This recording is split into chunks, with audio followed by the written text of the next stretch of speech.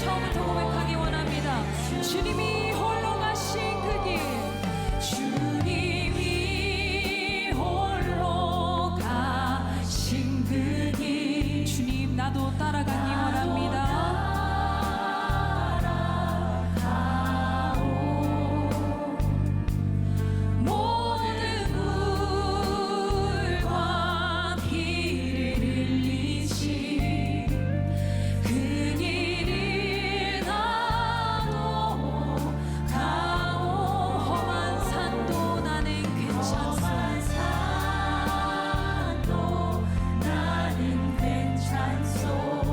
끝이라도 나는 괜찮소. 끝이라도 나는 괜찮소. 죽어가는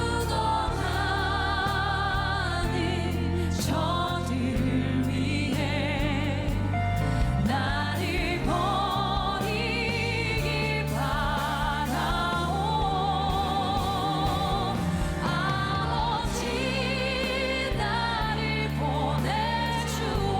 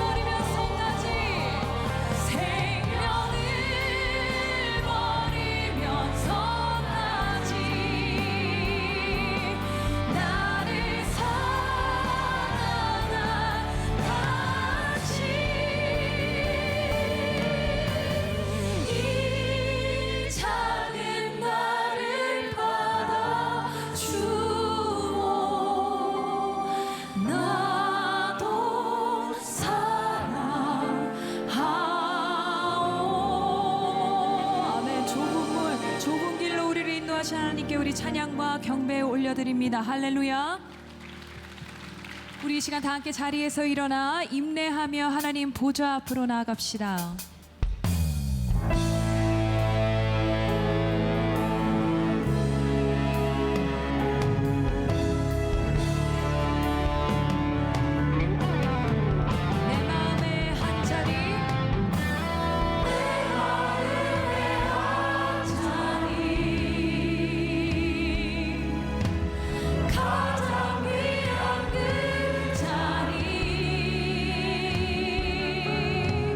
주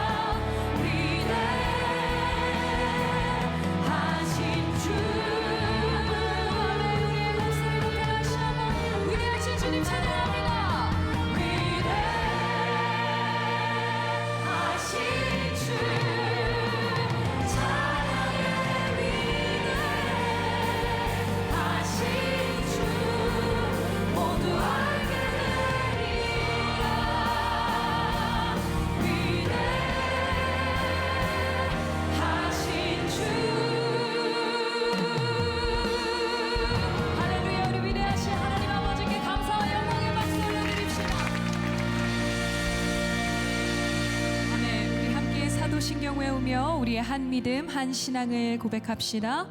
나는 전능하신 아버지 하나님, 천지의 창조주를 믿습니다. 나는 그의 유일하신 아들, 우리 주 예수 그리스도를 믿습니다. 그는 성령으로 잉태되어 동정녀 마리아에게서 나시고 본디오 빌라도에게 고난을 받아 십자가에 못 박혀 죽으시고 장사된 지 사흘 만에 죽은 자 가운데서 다시 살아나셨으며 하늘에 오르시어 전능하신 아버지 하나님 우편에 앉아 계시다가 거기로부터 살아있는 자와 죽은 자를 심판하러 오십니다. 나는 성령을 믿으며 거룩한 공교회와 성도의 교제와 죄를 용서받는 것과 몸의 부활과 영생을 믿습니다. 아멘. 다 자리에 앉으시겠습니다.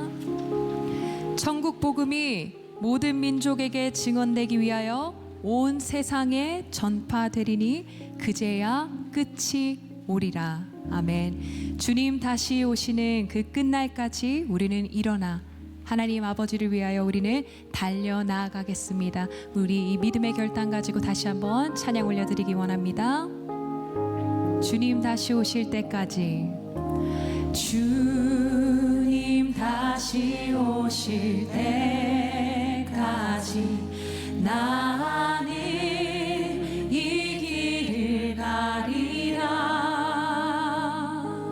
좁은 문 좁은 길 나의 십자가 지고 나의 가는 이 길 끝에서 나는 주님을 보리라. 영광의 내 주님 나를 맞아주시니 주님 다시 오실 때까지 나는 일어나 달려가리라. 주의 영광 온 땅 덮을 때 나는 일어나 노래하리. 내 사모하는 주님 온 세상 구주시라. 내 사모하는 주님 영광의 왕이. 다시 한번 처음부터 찬양합시다. 주님 다시 오실 때까지, 주님 다시 오실 때까지 나는 이 길을 가리라. 좁은 길 나의 십자가 지고 나아갑니다. 나의 십자가 지고 나의 가는 이 길 끝에서 나의 가는 이 길 끝에서 나는 주님을 보리라.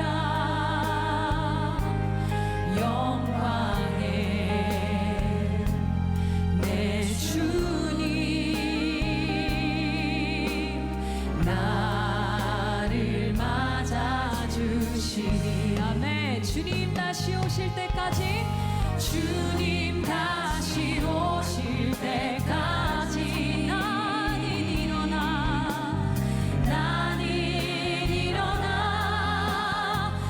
달려가리라. 주의 영광 온 땅 덮을 때 나는 일어나 노래하리. 내 사모하는 주님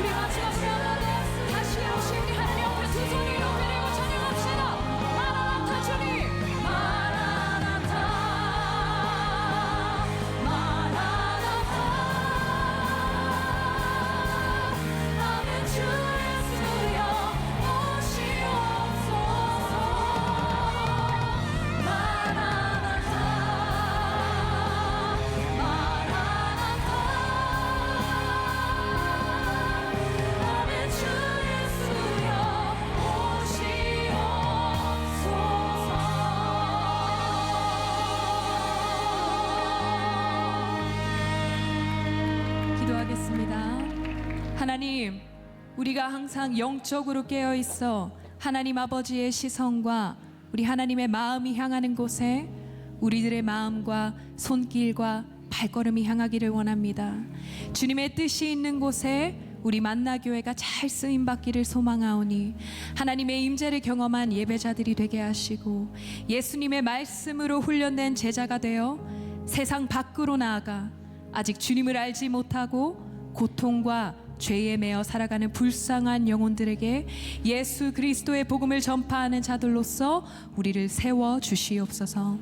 각 사역지에서 하나님 나라 확장을 위해 십자가 소명을 감당하고 있는 모든 선교사님들에게 하나님의 위로하심과 또 보호하심 속에서 그들의 헌신이 아름다운 열매 맺는 삶이 될 수 있도록 주여 인도하여 주시옵소서. 우리가 밟는 모든 땅이 하나님 나라가 되게 하시고 우리 모두 하나 되어 영혼 구원의 사명을 잘 감당하는 복된 사랑의 공동체 되게 하여 주시옵소서.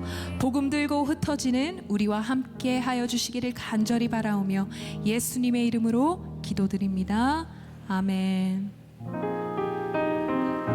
주께 기도 드리오니 우리 기도를 들어주시고 주께 구하는 모든 소망 들어주소서.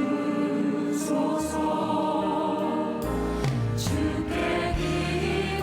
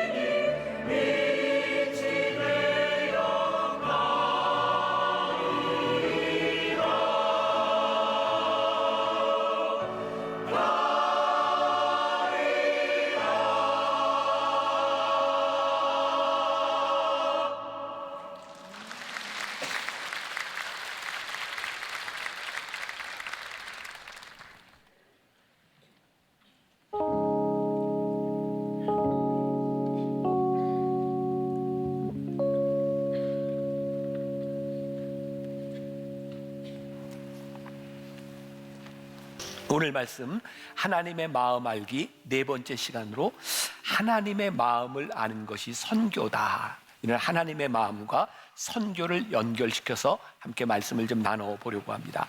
오늘 나누는 이 선교 이야기를 통해서 우리는 두 가지를 생각해 볼 수 있을 것 같아요. 하나는 본질적인 선교란 무엇이고, 그리고 우리들이 선교한다고 할 때 이왕이면 어떻게 효율적으로 잘할 수 있을까, 이런 부분까지 나아갈 수 있으면 좋을 것 같아요. 오늘 본문 말씀이 고린도 전서 말씀입니다. 이 고린도 전서는 사도 바울이 개척한 고린도 교회에 보낸 편지입니다. 그리고 오늘 우리가 읽은 본문 말씀에는 사도 바울이 어떤 마음으로 교회 개척을 했는가, 그 부분이 나오고 있어요. 자, 오늘 말씀은 사도행전 17장과 연결이 되어 있습니다. 잘 들으셔야 돼요. 그리고 관심 있는 분들은 가서 성경을 읽어보시면 됩니다. 사도행전 17장 마지막 부분에 나오는 말씀인데, 사도행전 17장은 사도 바울이 아덴에서 아레오파고에서 그곳에 있는 사람들과 논쟁을 벌이면서 복음을 전한 장면입니다. 우리가 아는 것처럼 아테네 사람들은 많은 신들을 섬기고 있어서 심지어 그들이 알지 못하는 신에게까지 절을 했다라고 되어 있어요. 그래서 사도 바울은 그들에게 복음을 잘 전하기 위해서 그가 가지고 있었던 지식, 헬라의 문화와 철학, 그가 배웠던 수사학을 가지고 복음을 전합니다. 그런데 그 결과가 사도행전 17장 34절에 이렇게 나와 있어요. 같이 봅니다. 자, 시작. 몇 사람이 그를 가까이하여 믿으니 그 중에는 아레오파고 관리 디오누시오와 다말이라 하는 여자와 또 다른 사람들도 있었더라. 여기에 몇 사람이라고 되어 있는데 영어로 뭐로 되어 있어요? A few men이라고 되어 있어요. 아주 적은 소수의 무리들이 복음을 받아들였다는 말입니다. 사도 바울은 그가 가지고 있는 지식과 아름다운 말로 선교를 했지만 결과가 별로 좋지 않았어요. 그리고 이어서 사도행전 18장 1절에 이런 말씀이 있어요. 그 후에 바울이 아덴을 떠나 고린도에 이르러 그 실패를 경험하고 고린도에서 교회를 개척하게 된 일입니다. 그리고 오늘 본문 말씀은 그 고린도에 있는 교인들에게 내가 이런 마음을 가지고 너희들에게 복음을 전했다, 그런 내용이에요. 자, 1절과 2절 다시 한번 같이 봉독합니다. 여기까지 이해가 되셨죠? 자, 이 말씀이 이제 이해가 될 겁니다. 시작. 형제들아, 내가 너희에게 나아가 하나님의 증거를 전할 때에 말과 지혜의 아름다운 것으로 아니하였나니 내가 너희 중에서 예수 그리스도와 그가 십자가에 못 박힌 것 외에는 아무것도 알지 아니하기로 작정하였습니다. 아덴에서 실패했던 것을 거울 삼아 내가 이제 너희들에게 전하려고 하는 것은 하나님의 마음뿐이다. 하나님께서 왜 너희들에게 예수 그리스도를 보내셔서 십자가에 못 박히게 하셨는지 내가 그 복음 이외에는 너희들에게 전하지 않으려 한다라고 말을 하고 있어요. 저는 오늘 이 선교에 대한 말씀을 전하면서, 아니, 이 선교는 단순히 해외 나가서 선교하는 것이 아니라 하나님께서 우리들에게 주신 사역이라고 생각하는데 제일 중요한 것, 그렇구나, 하나님의 마음이 보이면 우리들이 무엇을 해야 할지가 정확하게 보이는 것이구나. 그리고 하나님의 마음이 역사하시는 곳이 가장 효율적으로 하나님의 역사가 일어나는 것이구나. 그래서 선교에 대한 기준을 이야기한다면 하나님의 마음, 하나님의 소원과 일치하고 있는가를 보면 될 것 같아요. 그래서 여러분들의 신앙뿐만 아니라 오늘 우리들이 섬기고 있는 이 교회가 어떤지를 우리들이 볼 수 있는데, 그게 뭐냐면 하나님의 마음과 일치하고 있는가를 볼 수 있는 기회라는 생각이 듭니다. 요나서에 보면 하나님께서 요나를 부르셔서 저기 니느웨에 가서 복음을 전하라, 그들이 좀 회개해야 되겠다라고 이야기를 하는데 요나, 그게 용납이 안 되는 겁니다. 이유가 뭔지 아세요? 하나님, 니느웨는, 그 아수르는 우리 민족의 원수 아닙니까? 저는 거기에 복음을 전하지 않습니다. 그리고 도망갑니다. 결국 하나님께서 요나에게 하나님의 마음이 어떤 것인지를 깨닫게 하시고 거기에 복음이 전파되는 것을 포기하시죠. 하나님의 마음을 알지 못한다면 하나님의 마음이 없는 곳에 선교는 이루어지지 않는 겁니다. 그리고 진정한 선교가 이루어진다고 하는 것은 나의 불호에 대한 문제가 아니라 거기에 하나님의 마음이 보이는가, 하나님의 마음이 있는가를 깨닫기 시작할 때 비로소 하나님의 역사가 일어나는 거예요. 오늘 저는 여러분들에게 이 하나님의 마음에 대한 이야기를 하고 싶은 거예요. 저는 우리 청년부 사역을 제가 할 때, 청년부 목사를 할 때 선교지를 참 많이 다녔어요. 특히 거의 30년 전 필리핀, 30년 전 중국, 정말 우리가 생각할 수 없을 만큼 위생이나 많은 것들이 참 많이 불편한 나라였어요. 갑자기 그런 생각이 들더라고요. 구한말, 우리나라에 왔던 선교사들은 우리나라를 보며 어떤 생각을 했을까? 그들이 이 땅 위에서 산다고 하는 것, 그들이 이 땅에서 복음을 전한다고 하는 것은 그들에게 어떤 마음이었을까? 유명한 언더우드의 기도가 있습니다. 부활절이 되면 우리들이 많이 들었던 그런 언더우드의 기도문이죠. 그런데 이 언더우드의 기도문이 어떤 그 역사학자에 의하면 2019년에 그 기도는 언더우드의 기도가 아니다라고 하는 것을 발표했어요. 1984년에 양화진이라고 하는 소설이 나왔고 그 작가가 그 기도를 창작했다라고 이야기를 하면서 우리가 알고 있는 언더우드의 기도는 진짜 언더우드의 기도가 아니다. 그런데 이렇게 덧붙여져 있더라고요. 언더우드의 기도가 아니었을 망정 언더우드의 마음이 그랬을 것이다. 여러분들이 알고 있는 그 기도문을 제가 좀 읽어 드리려고 합니다. 주여, 지금은 아무것도 보이지 않습니다. 주님, 메마르고 가난한 땅 나무 한 그루 시원하게 자라오르지 못하고 있는 땅에 저희들을 옮겨와 심으셨습니다.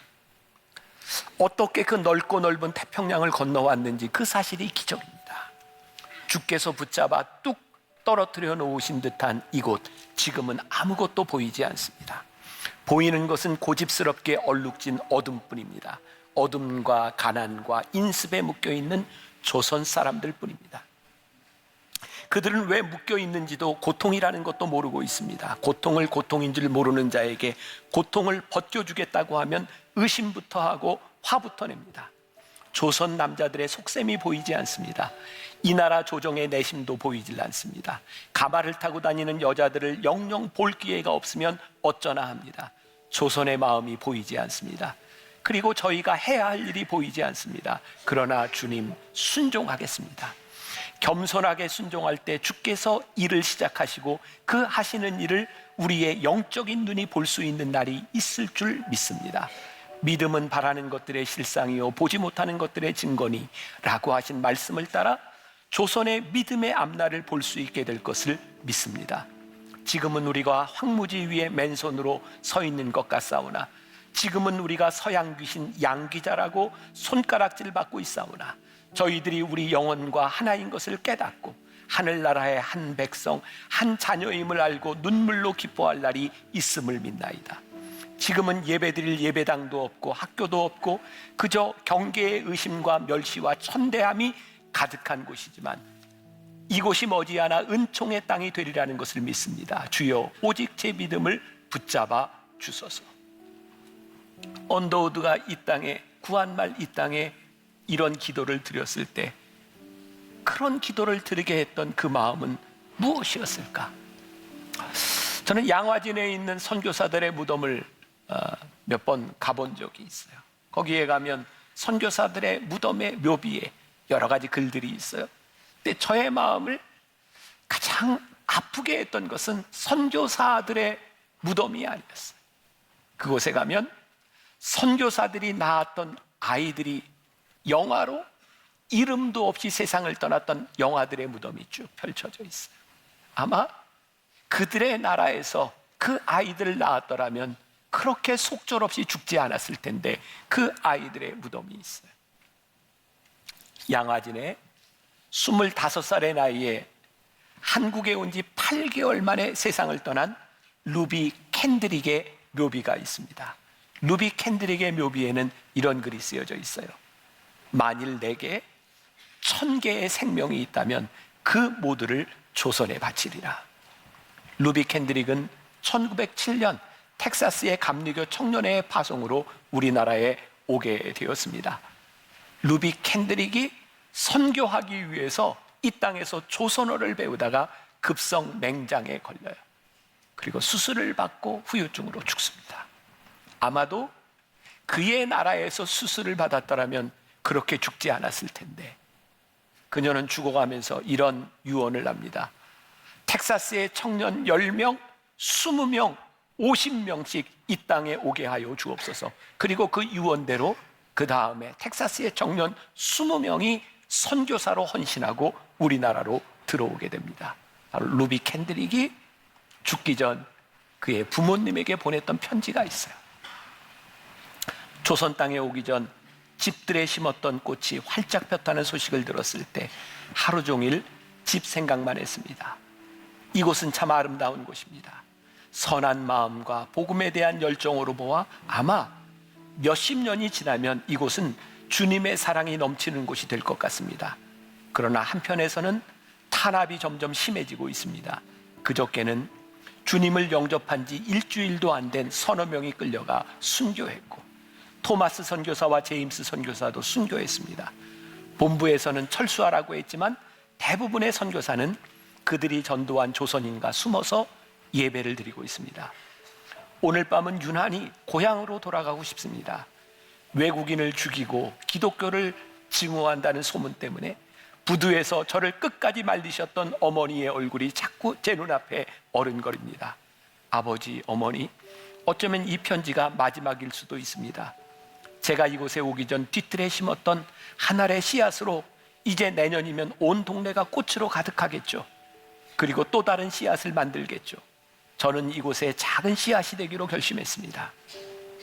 제가 씨앗이 돼 이 땅에 묻히게 됐을 때 조선 땅에는 많은 꽃이 피고 그들도 여러 나라에서 씨앗이 될 것입니다. 저는 이 땅에 저의 심장을 묻겠습니다. 이것은 조선에 대한 제 열정이 아니라 하나님께서 가시는 조선에 대한 열정이라는 것을 알게 되었습니다. 어머니, 아버지, 사랑합니다. 캔드릭 선교사는 25살의 나이에 조선 땅에 온 지 8개월 만에 그의 삶을 조선 땅에 묻고, 그의 삶이 아무 의미 없는 것 같이 보였을지 모르지만 그녀의 생명을 통해서 하나님은 이 땅 위에 하나의 미라를 심으셨어요. 그 믿음이 헛되지 않도록 하나님의 마음이 이 땅 위에 헛된 것이 아니라는 것을 보여주셨어요. 지난해 2023년 5월 제가 미국에 있는 목회자들 세미나를 갔을 때였습니다. 그때는 코로나 이후에 미국에 있는 한인교회들이 다 어려움을 당하고 교회가 없어질지도 모른다는, 이렇게 어려운 적이 없다는 그런 시간을 지날 때였어요. 한 목사님이 이렇게 얘기를 하더라고요. 목사님, 이렇게 교회가 처참하게 쇠락해 가는 것을 보기 전에 예수님께서 재림하시면 좋겠어요. 그때 한 목사님이 이런 이야기를 했어요. 목사님이 있는 교회는 어려워지고 있을지 모르지만 2000년 역사 동안 기독교는 한 번도 쇠락의 길을 걷지 않았습니다. 지금 이곳이 쇠락하고 있지만 지금 아프리카와 남미와 우리가 복음을 전했던 그곳에서는 여전히 하나님의 역사가 일어나고 있습니다. 교회의 쇠락은 하나님의 마음과 하나님의 소원을 잃어버린 곳에서 일어나고 있는 것이지 2000년 역사 가운데 한 번도 교회는 쇠락하지 않았습니다. 이 땅 위에 복음을 전했던 서구의 교회들이 쇠락의 길을 걷고 있을 때 한국의 교회는 하나님의 마음을 가지고 여기저기 선교사를 파송하고 복음을 전하는 놀라운 하나님의 역사를 경험하고 있었습니다. 지금 우리 교회가, 한국 교회가 쇠락의 길을 걷고 있다면 그것은 교회의 침체가 아니라 오늘 우리들이 하나님의 마음을 잃어버렸다는 증거입니다. 하나님의 마음을 아는 자들에게는 그 삶이 아주 레디컬하게 됩니다. 저는 레디컬이라고 하는 말을 참 좋아합니다. 급진적인 삶. 하나님의 마음이 우리들에게 들어왔을 때 우리들의 삶을 어떻게 급진적으로 바꾸어 놓는가. 자, 오늘 본문 말씀 3절에서 사도 바울이 이런 고백을 하고 있어요. 내가 너희 가운데 거할 때 약하고 두려워하고 심히 떨었노라. 하나님의 마음이 우리들 속에 들어왔을 때 우리들 속에 찾아오는 두려움과 떨림은 무엇일까요? 사도 바울이 예수님 믿는 사람들을 핍박하려고 다메섹 도상을 걷고 있을 때, 그가 부활하신 주님을 만났을 때 그가 깨달았던 것이 뭐냐면, 지금까지 하나님을 자기를 기다리셨고 사도 바울을 위하여 하나님께서 그의 아들을 독생자를 이 땅에 보내셔서 십자가에 못 박히셨다고 하는 것을 아는 순간 사도 바울의 마음속에 찾아왔던 두려움과 떨림이 있었어요. 하나님, 나를 그렇게 사랑하기 위해 그렇게 참으셨다면, 누군가를 위하여 하나님 참고 계시고 그들을 위해 십자가에 달리셨다면 제가 그 복음을 전해야 되지 않겠습니까? 그것이 사도 바울에게 떨림이 되었고 그것이 사도 바울에게 두려움이 되었어요. 내가 여러분들에게 그리스도 외에는, 십자가 외에는 어떤 복음도 전하지 않기로 결심했습니다라고 그가 이야기할 수 있었던 이유는 그에게 찾아온 두려움과 떨림이었어요. 하나님의 마음이 그에게 느껴졌기 때문이죠.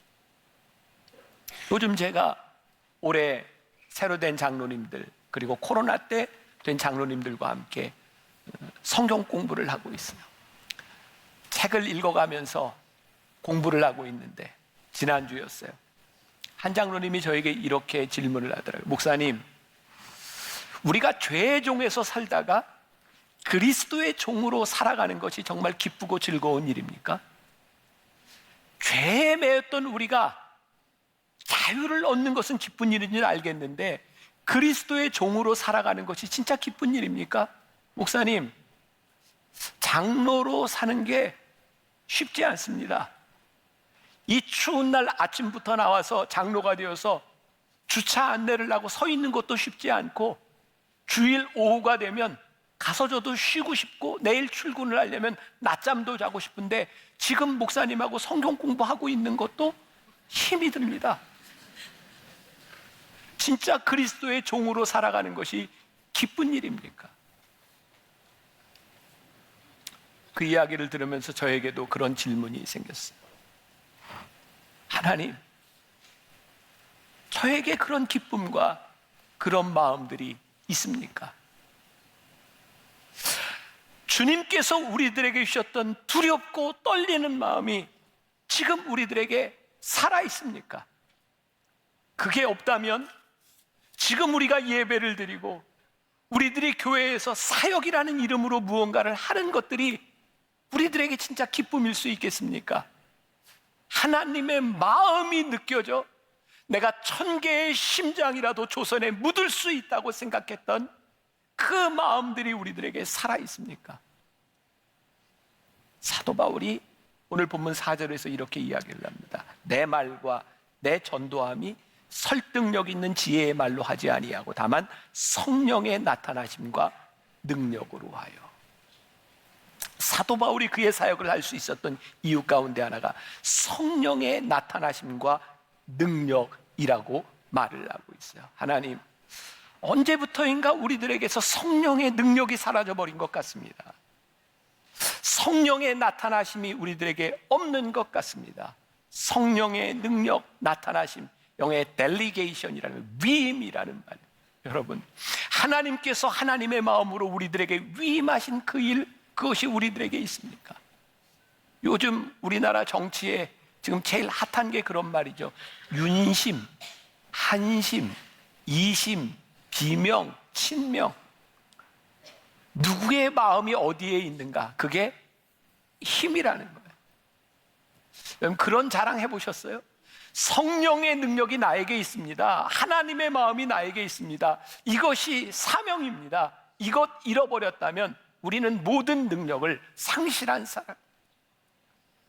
제가 초등학교 6학년 때 제가 다니던 초등학교에 제 여동생이 1학년으로 들어왔어요. 그때 제가 주번을 할 때였는데, 주번 아세요? 주번 완장 딱 차고 그 교문 앞에서 애들 막 검사하고, 그리고 그 검사가 끝나면 주번이 다 이렇게 1학년 반에 들어가서 아이들한테 막 훈계도 하고 이럴 때였어요. 제가요, 제 여동생 반으로 들어갔어요. 내가 참 아무것도 아닌 것 같은데 그 델리게이션, 내가 주번 완장을 찼다고 하는 것. 우리들 학교 다닐 때 우리들 참 신나게 하는 게 뭐예요? 선생님이 나에게 시키셨어. 아니, 하다못해 수업 끝나고 나서 애들 시험 본 거 채점하는데 거기에 발탁된 게 얼마나 큰, 이야, 내가 채점해, 떠드는 애 이름 적어. 델리게이션. 성령의 능력이 나에게서 나타나는가? 하나님께서 나에게 이 일을 위임시키셔서 하나님의 마음을 우리들이 이루어가고 있는가? 하나님의 능력이, 성령의 능력이 일어나지 않는 우리들에게 나타나는 현상이 있다. 어느 순간부터 내 능력을 자랑하고 나의 것을 자랑하기 시작한다면 우리들에게서 성령의 능력이 떠나간 증거이다. 성령의 능력이 떠나가면 우리의 사역에서, 우리의 신앙에서 어떤 현상이 나타나는지 아세요?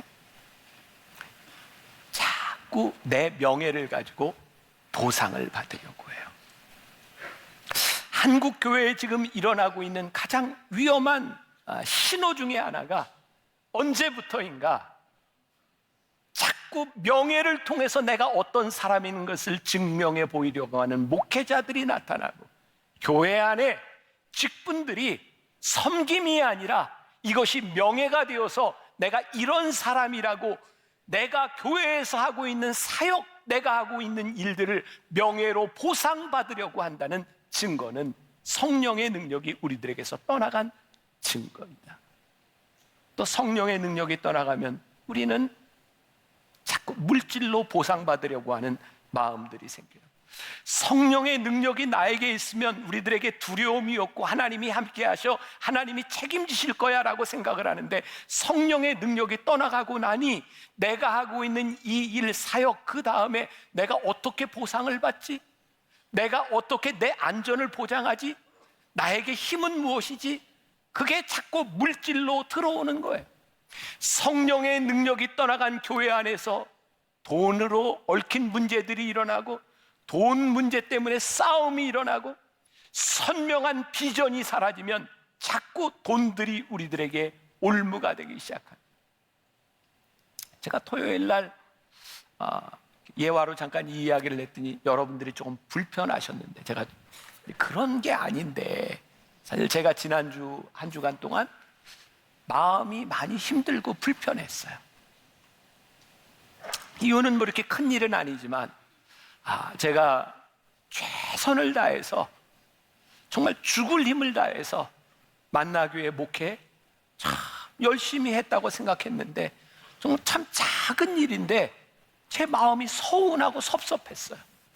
제가 그 이야기를 했더니 막 장로님들이 막 재무부에도 전화하고 어떤 부분에도 전화하고, 누가 섭섭하게 했어? 막 제가 어제, 아니요, 장로님들 때문이 아니에요. 그리고 이 문제가 내 안에서 다 해결이 됐기 때문에 제가 이렇게 설교 시간에 이야기를 하는 것이 절대 그런 거 아니에요. 근데 참 작은 일이 저를 서운한 게 뭐냐면, 내가 이 정도 했으면 이 정도는 나를 인정해 줘야 되는 거 아니야? 그게 그렇게 서운한 거예요. 서운한데 일주일 내내 마음이 불편한 거예요. 이 말씀을 아침마다 묵상하고 하나님의 마음에 대한 설교를 준비하고 있는데, 하나님께서 저에게 주신 마음이, 네가 그렇게 서운하다면 너는 성령의 능력으로 하나님의 마음으로 하고 있는 일이 아니라 너는 뭔가 너의 것을 챙기려고 하는 마음들이 생겼나 보다. 사도 바울이 두려움과 떨림으로 그가 복음을 전했다고 하는데, 사도 바울의 두려움과 떨림이 뭔지 아세요? 내가 이거 사역을 다 마쳤을 때 내 노후 부장은 어떻게 하지? 내가 이 일은 어떻게 하지? 내가 이거 자기 자신에 대한 걱정이 아니었어요. 그의 떨림과 두려움은 뭐였는지 아세요? 내가 마지막에 하나님께 버림을 받을까, 내가 하나님의 마음을 떠난 사람이 될까 봐 사도 바울이 두렵고 떨렸다고 되어 있는 거예요. 사도 바울을 붙잡아줬던 것은, 그를 끝까지 하나님의 사람으로 붙잡아줬던 것은 그의 노후에 대한 걱정과 그가 돈과 명예로 자신의 사역을 보상받으려고 하는 것이 아니라 끝까지 하나님 앞에 버림받지 않으려고 하는 그 마음이 사도 바울을 붙잡아 주었던 거예요. 오늘 우리들에게 어떤 마음이 있는가? 제가 지난해 미국에 이렇게 세미나를 인도하고 할 때 강준민 목사님이라고 책을 많이 쓰셔서 아실 것 같아요. 이제 후배 목사들을 이렇게 참 많이 이렇게 멘토링하는 분인데, 제가 이렇게 이야기를 하다가 참 인상적인 이야기를 들었어요. 강준민 목사님이 4월에 이제 한 주 와서 이제 설교를 하실 거예요. 제가 좀 부탁을 했어요. 이런 얘기를 하더라고요. 인터넷 검색 있잖아요. 검색을 많이 하면 사색이 줄어든다. 요즘 젊은 목회자들이요, 설교 준비를 하는데 검색을 많이 해요. 주제를 놓고. 또 챗 GPT. 내가 이런 설교를 하는데 짠! 그러면 설교문이 쫙 나와요. 하나님의 일을 하는데, 우리들이 사역을 하는데 검색을 해요. 하나님을 생각하지 않으니, 하나님께 묻지 않으니, 하나님의 마음이 우리들 가운데 들어오지 않으니 우리들은 열심히 우리의 일을 하고, 그리고 우리의 일한 것에 대한 보상을 우리들이 받으려고 하는 거죠. 저는 그 리고렌 목사님이 목적이 이끄는 삶, 목적이 이끄는 삶이라고 하는 그 책에 나왔던 이야기가 너무 좋아요. 그 중에 하나가 뭐냐면, 우리 크리스천들은 둘 중에 하나를 선택해야 된다는 거예요. 세상적인 월드리 크리스찬이 될지, 세속적인 크리스찬이 될지, 아니면 세계적인 월드 클래스의 크리스찬이 될지 선택해야 됩니다. 세속적인, 세상적인 그리스도인은 어떤 사람인지 아세요? 언제부터인가 그의 마음에 선명한 비전과 하나님의 마음이 사라져버려서 우리들이 흔히 이야기하는 저 사람 변했어. 언제부터인가 하나님의 마음이 아닌 자기의 편의를 추구해요. 지극히 이기적이고 지극히 자기중심적인 사람이 돼요. 오늘 이 말씀이 여러분들의 마음을 좀 불편하게 했으면 좋겠어요. 하나님, 언제부터인가 내가 진짜 세속적인 사람이 되어버렸고, 언제부터인가 내가 예배를 드려도 무슨 일을 해도 내가 손해보지 않고, 내가 헌신하지 않고, 내가 좀 불편한 것을 참지 못하는 그런 사람이 되어버렸습니다. 여러분, 오늘 우리들이 예배를 드리며 여러분들이 신앙생활을 하는데 누군가 헌신하며 섬기며 그런 하나님의 사람들이 있어서 우리들이 신앙생활을 하고 있는데, 나는 세속적인 사람으로 변질돼 버리지는 않을까? 월드 클래스의 크리스천은 어떤 사람일까요? 하나님이 쓰실 수 있는 사람이에요. 하나님께서 나를 쓰시고 계심에 흥분이 되는 사람이에요. 아직도 내 마음이 뛰고 있고, 하나님의 마음이 내 삶에 살아있어서 하나님, 이거 내려놓을 수 있습니다. 이건 내가 포기할 수 있습니다. 아직도 내 안에는 선명한 하나님의 비전이 살아있습니다 라고 이야기할 수 있는 사람. 오늘 우리들에게서 이 하나님의 마음이 사라져버렸다면, 오늘 내가 명예와 돈과 다른 것으로 내가 보상받고자 하는 마음들이 우리들에게 있다면, 우리는 지극히 세속적인 그리스도인으로 변해버린 거예요.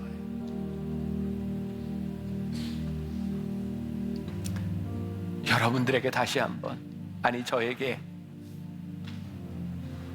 하나님의 마음이 선명하게 살아있기를 간절히 소원합니다. 하나님의 마음이 여러분들의 삶에 묵상되었으면 좋겠습니다. 그리고 오늘, 아니 한 주간을 살아가면서, 하나님, 제가 사는 제 인생 가운데 어디에 하나님의 마음이 있습니까? 어디에 하나님의 마음이 있습니까? 그렇게 여러분들이 물을 수 있을 때 하나님께서 여러분들을 쓰실 수 있지 않겠습니까? 하나님이 나를 사용하시네 우리의 가슴이 뛰고, 하나님이 우리를 사용하심에 내 가슴이 선명하게 하나님의 비전으로 넘쳐날 수 있는 사람, 내가 여기에 내 심장을 묻을 수 있습니다. 하나님의 마음이 살아있는 한 주간 여러분들의 인생이 될 수 있기를 주님의 이름으로 간절히 축원합니다.